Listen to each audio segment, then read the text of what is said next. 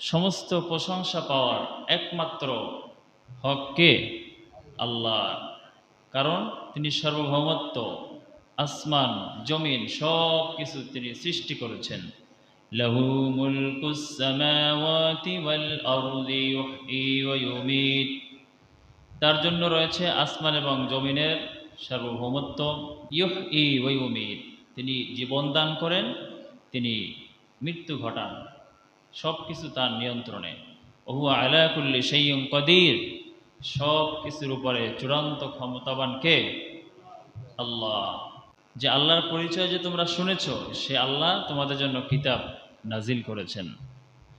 হুয়াল্লাযী ইউনাজ্জিলু আলা আবদিহি, তিনি সেই আল্লাহ যিনি তার বান্দার উপরে নাজিল করেছেন আয়াতিম বায়্যিনাত, সুস্পষ্ট আয়াতসমূহ।